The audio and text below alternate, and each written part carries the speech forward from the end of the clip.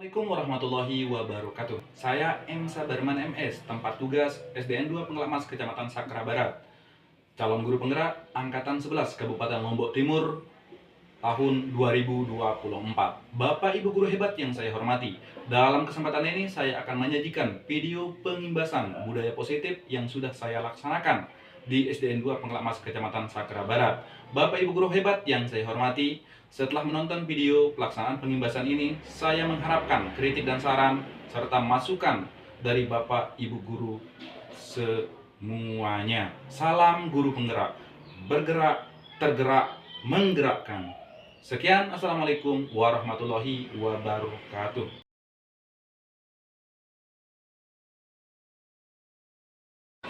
Bismillahirrahmanirrahim. Assalamualaikum warahmatullahi wabarakatuh.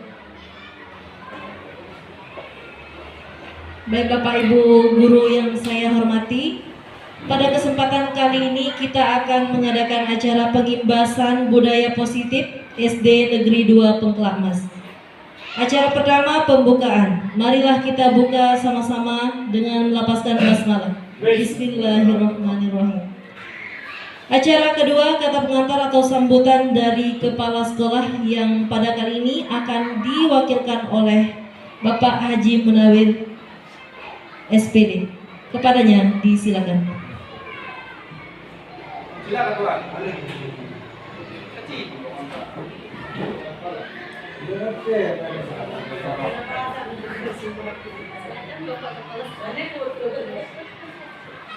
Video.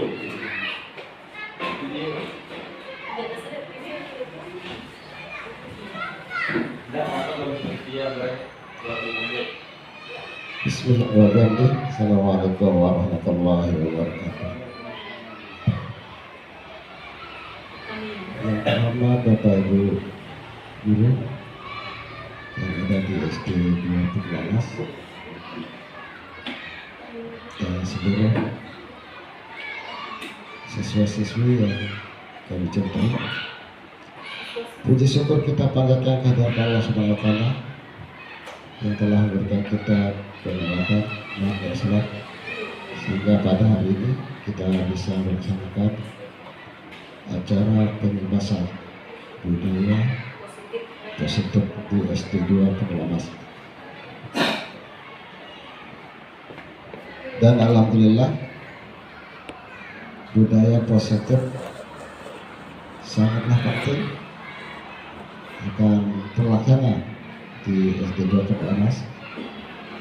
Bapak Ibu guru dan siswa-siswi yang berbahagia, mari kita lakukan, mari kita kerjakan apa yang ada di pengimbasan ini. Demikian, Assalamualaikum warahmatullahi wabarakatuh. Waalaikumsalam.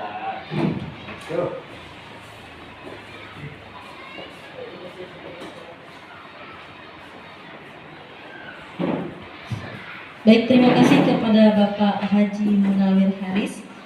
Selanjutnya kita akan ke kegiatan inti, yakni pengimbasan budaya positif sekaligus diskusi nanti. Dan langsung serahkan kepada penyajinya, Bapak Muhammad Sabarman MS. Kepadanya disilakan.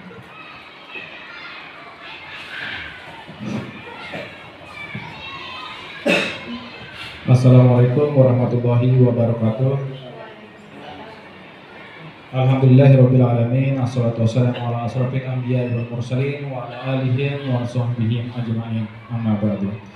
Kepada yang saya hormati Bapak Kepala SDN 2 Pengelamas beserta Bapak Ibu guru SDN 2 Pengelamas yang sudah hadir pada acara pengimbasan budaya positif yang kita laksanakan pada pagi hari ini dengan ucapan alhamdulillahirabbil alamin. Bapak Ibu guru yang saya hormati, langsung saja kita akan membahas pengimbasan budaya positif yang berlangsung pada pagi hari ini pada hari Senin tanggal 19 Agustus 2024. Bapak Ibu guru yang saya hormati, langsung saja, budaya positif di sekolah ialah nilai-nilai keyakinan dan kebiasaan-kebiasaan di sekolah yang berpihak pada murid tentunya, agar murid dapat berkembang menjadi pribadi yang kritis, penuh hormat, dan bertanggung jawab. Yang pertama yang akan kita bahas di dalam penerapan disiplin positif ini adalah teori disiplin positif dan nilai-nilai kebajikan universal. Makna disiplin. Dalam budaya kita, makna kata disiplin dimaknai menjadi suatu yang dilakukan seseorang pada orang lain untuk mendapatkan kepatuhan kita, cenderung menghubungkan kata disiplin dengan ketidaknyamanan. Bapak Ibu guru yang saya hormati, Ki Hajar Dewantara dalam filosofi beliaunya mengatakan, di mana ada kemerdekaan, disitulah harus ada disiplin yang kuat. Sungguh pun disiplin itu bersifat self disiplin, yaitu kita sendiri yang mewajibkan kita dengan sekeras-kerasnya. Tetapi itu sama saja, sebab jikalau kita tidak cakap melakukan self disiplin, wajiblah penguasa lain mendisiplinkan diri kita, dan peraturan demikian itulah harus ada di dalam suasana yang merdeka. Ki Hajar Dewantara.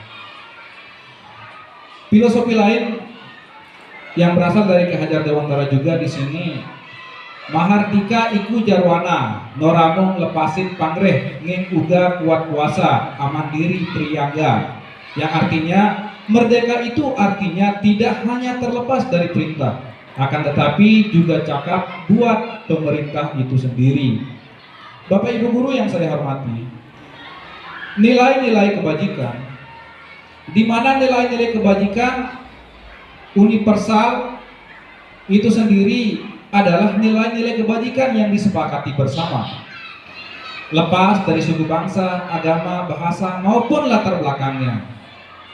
Nilai-nilai ini merupakan payung besar, dan sikap dan perilaku kita adalah, atau nilai-nilai ini merupakan fondasi kita berperilaku.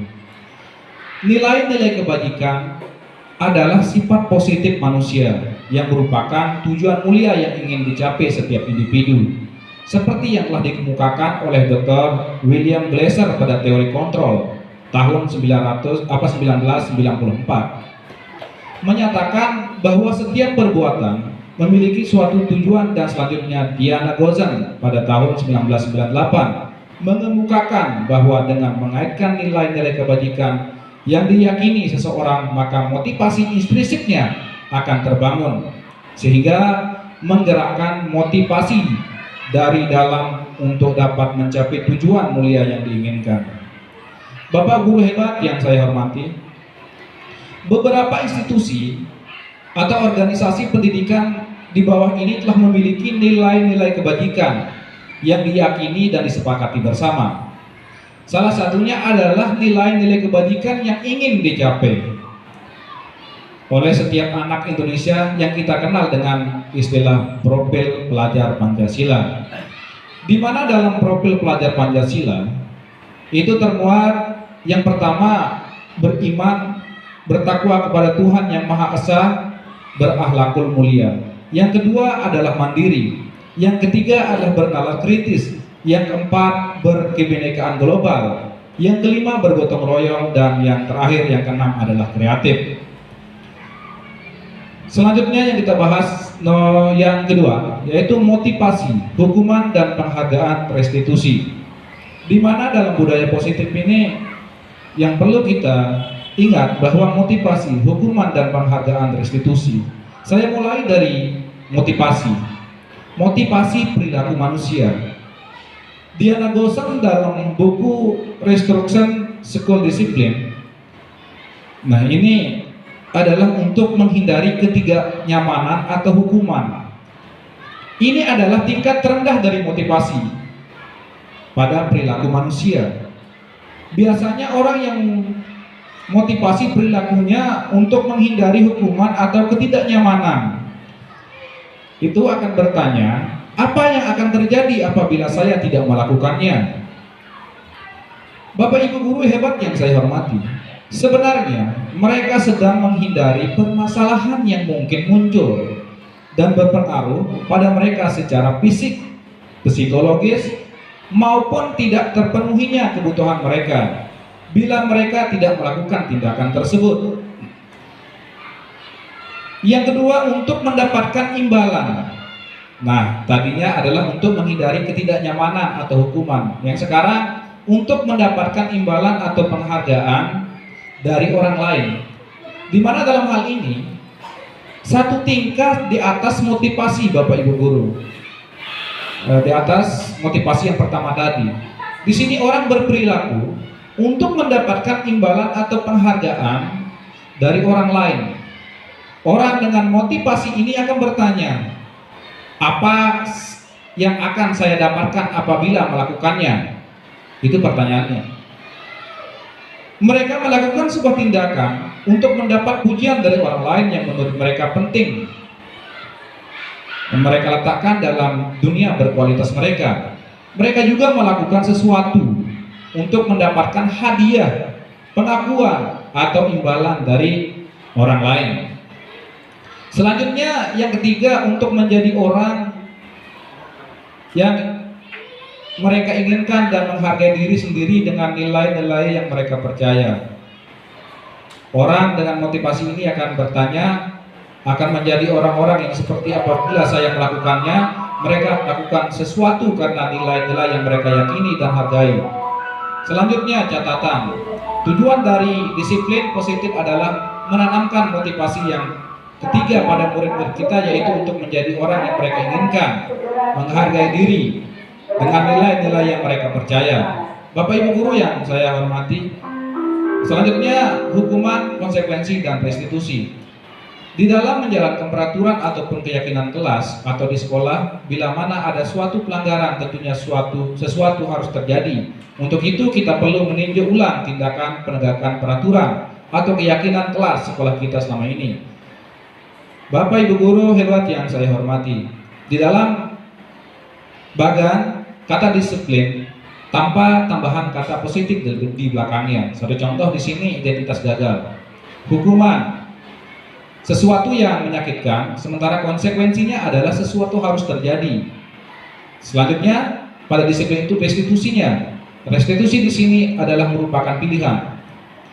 Bapak guru, Ibu guru hebat yang saya hormati, berdasarkan bagian di atas, maka kita bisa menyimpulkan bahwa hukuman bersifat tidak terencana atau sifatnya tiba-tiba. Anak atau murid tidak tahu apa yang terjadi dan tidak dilibatkan. Hukuman bersifat satu arah dari pihak guru yang memberikan, dan murid hanya menerima suatu hukuman tanpa melalui suatu kesepakatan atau pengarahan dari pihak guru, baik sebelum atau sesudah hukuman yang diberikan, bisa berupa fisik maupun psikis. Bapak Ibu guru hebat yang saya hormati, sementara disiplin dalam bentuk konsekuensi ini sudah jelas sekali di depan bahwa sifatnya terencana atau sudah disepakati, sudah dibahas dan disetujui oleh murid dan guru. Umumnya bentuk-bentuk konsekuensi dibuat oleh pihak guru atau sekolah, dan murid sudah mengetahui sebelum konsekuensi yang akan diterima bila ada pelanggaran.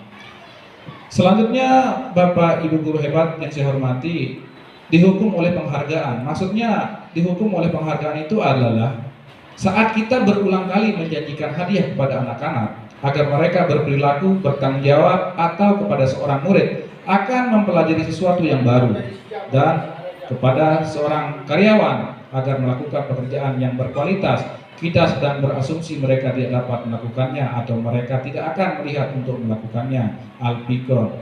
Bapak Ibu guru hebat yang saya hormati, di sana sudah jelas sekali bahwa penghargaan merusak sebuah hubungan, terus motivasi dalam diri atau intrinsiknya, restitusi, di mana restitusi yang saya jelaskan tadi itu adalah sebuah cara menanamkan disiplin positif pada murid. Terus di sana ciri-ciri restitusi itu adalah restitusi bukan untuk menebus kesalahan, namun untuk belajar dari kesalahan. Dan dalam pendekatan restitusi, ketika murid berbuat salah, guru tidak mengarahkan untuk menebus kesalahan dengan membayar sejumlah uang atau sebagainya. Restitusi itu memperbaiki sebuah hubungan. Artinya tentang memperbaiki hubungan dan memperkuatkannya, restitusi juga membantu murid dalam hal yang mereka inginkan menjadi orang seperti apa dan bagaimana mereka ingin diperlakukan. Selanjutnya, restitusi adalah tawaran bukan paksaan, yang artinya konsekuensi bila guru memaksa proses restitusi, maka murid akan bertanya apa yang akan terjadi kalau saya tidak melakukannya. Misalnya mereka sebenarnya tidak suka konsekuensi yang guru sarankan. Mereka mungkin kan setuju ataukah melakukan, tapi karena mereka menghindari ketidaknyamanan itu sendiri. Restitusi menuntun untuk melihat ke dalam diri. Artinya Bapak Ibu Guru, dalam proses restitusi kita akan melihat adanya ketidakselarasan antara tindakan murid yang berbuat salah dan keyakinan mereka tentang orang seperti apa yang mereka inginkan. Selanjutnya, keyakinan kelas. Nah, disinilah Bapak Ibu Guru, di dalam acara kita yaitu pengimbasan budaya positif ini, kita mengharapkan ada keyakinan kelas yang akan kita terapkan di sekolah, di mana dalam keyakinan kelas ini sangat penting sekali Bapak Ibu Guru, sehingga sudah tiang ini tampakkan di layar monitor. Mengapa keyakinan kelas? Mengapa tidak peraturan kelas saja? Terus di sini, mengapa kita memiliki peraturan tentang penggunaan helm? Nah, ibaratnya seperti itu. Mengapa kita harus pakai helm di dalam berkendara atau bermotor? Ya, pasti jawabannya kita sama, yaitu untuk keselamatan. Nah, Bapak Ibu Guru yang saya hormati, nilai-nilai keselamatan ini adalah nilai-nilai keselamatan. Mengapa keyakinan dikatakan ya? Mengapa keyakinan kelas? Mengapa tidak peraturan kelas saja? Jawaban pertanyaan itu sudah saya jawab tadi, bahwa sangat dibutuhkan untuk meyakini bahwa apa yang mereka buat, apa yang mereka sepakati itu sudah menjadi kesepakatan atau nilai kepercayaan, keyakinan di dalam hati semua orang atau semua murid. Pembentukan keyakinan kelas di sekolah, yaitu keyakinan kelas bersifat lebih abstrak daripada peraturan yang lebih rinci dan konkret. Yang kedua, keyakinan kelas berupa pernyataan-pernyataan universal. Yang ketiga, pernyataan keyakinan kelas nantiasa dibuat dalam bentuk positif. Keyakinan kelas hendaknya tidak terlalu banyak sehingga mudah ditanggap, diingat dan dipahami oleh semua warga sekolah atau warga kelas. Yang selanjutnya, keyakinan kelas sebaiknya sesuatu yang dapat diterangkan di lingkungan tersebut. Semua warga semua warga kelas hendaknya ikut berkontribusi dalam pembuatan keyakinan kelas. Di sini sudah jelas sekali di depan, keyakinan kelas itu seperti hormat. Nah, kata hormat di sini memiliki arti kami meyakini bahwa sangat penting untuk menghormati semua orang dan barang milik orang lain.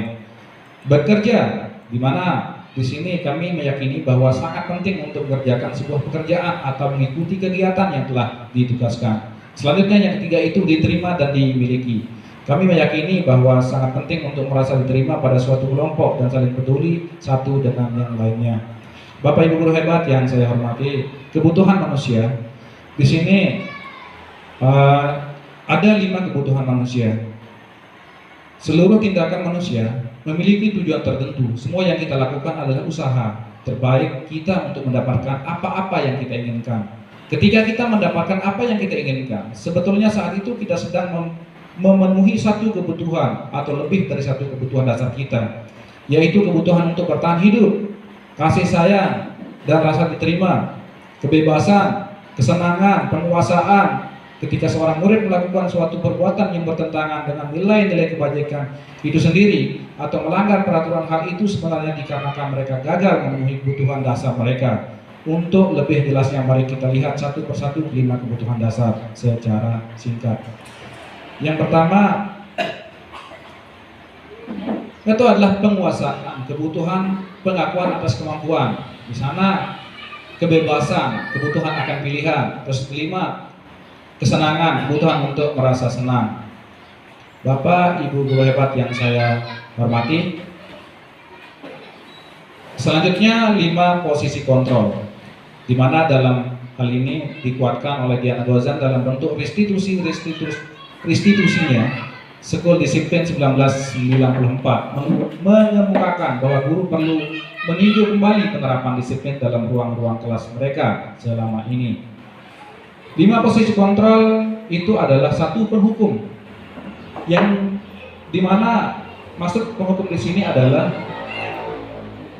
patuhi aturan saya. Nah, itu adalah kata daripada patuhi aturan saya ini adalah bentuk dari sebuah penghukuman, atau saya awasi kamu, atau kamu selalu saja salah. Nah, itu adalah ucapan-ucapan yang bentuknya penghukum.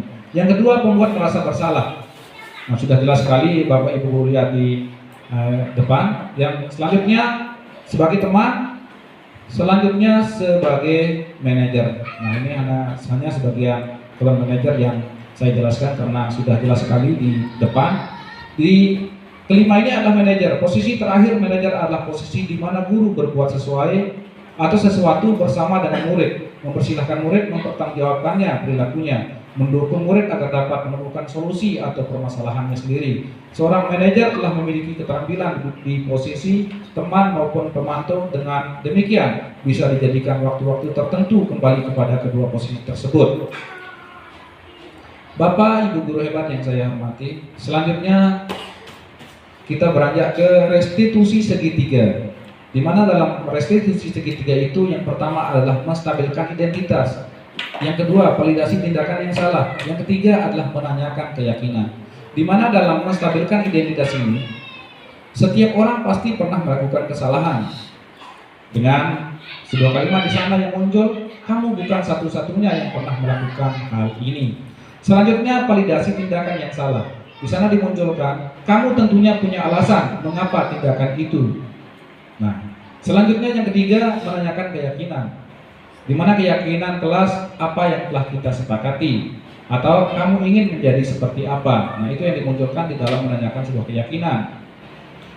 Bapak Ibu guru hebat yang saya hormati, demikian tadi materi yang saya tampilkan di depan proyektor, di mana dalam kesempatan ini saya berharap untuk menerapkan budaya positif di sekolah kita di dalam bentuk entah itu membuat keyakinan kelas maupun menggunakan segitiga restitusi di dalam memecahkan masalah yang dihadapi siswa. Terima kasih Bapak Ibu guru yang saya hormati.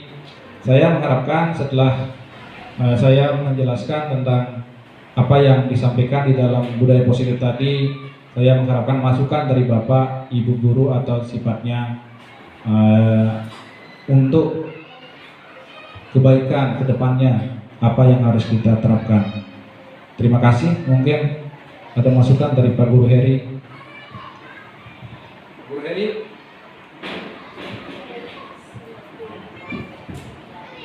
Baik, terima kasih. Jadi apa yang disampaikan terkait dengan budaya positif yang disampaikan oleh penyaji tadi itu betul sekali, sudah bisa kita terapkan di masing-masing kelas kita, karena budaya positif ini berkaitan erat dengan kita sebagai pengajar, sebagai pendidik, lebih pada permasalahan anak yang kita hadapi di sekolah. Gitu. Jadi pada penerapan budaya positif yang disampaikan oleh penyaji tadi itu, seperti segitiga restitusi itu dilakukan apabila terjadi permasalahan-permasalahan yang ada pada diri anak itu sendiri. Misalnya dari ketiga untuk penerapan budaya positifnya, Itu saja mungkin. Sekian, assalamualaikum warahmatullahi wabarakatuh. Waalaikumsalam warahmatullahi Lupa. Terima kasih Bapak Ibu Guru yang telah memberikan masukan di dalam diskusi tadi. Semoga apa yang kita harapkan setelah terlaksananya pengimbasan budaya positif di sekolah kita pada hari ini, hari Senin tanggal 19 Agustus tahun 2024 bisa kita terapkan dengan bentuk nanti kita membuat sebuah keyakinan kelas dan menggunakan segitiga restitusi di dalam memecahkan permasalahan yang dilakukan oleh siswa. Bapak Ibu guru hebat yang saya hormati, dengan berakhirnya acara ini kita akan menutupnya dengan sama-sama membaca Alhamdulillahirabbil alamin. Sekian, assalamualaikum warahmatullahi wabarakatuh.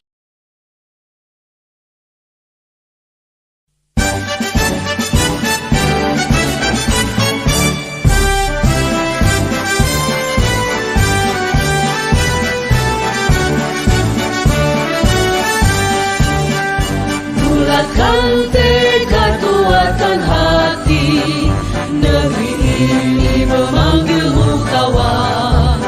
Belajar bergerak berbagi untuk negeri, guru penggerak majukan pendidikan. Guru penggerak menghamba pada murid, kreatif rancang pembelajaran. Hargai potensi, tingkatkan prestasi, lahirkan profil pelajar Pancasila. Belajar bergerak berbagi untuk negeri, kita menjalin kolaborasi. Belajar bergerak berbagi untuk negeri, demi bakti pada Ibu Pertiwi.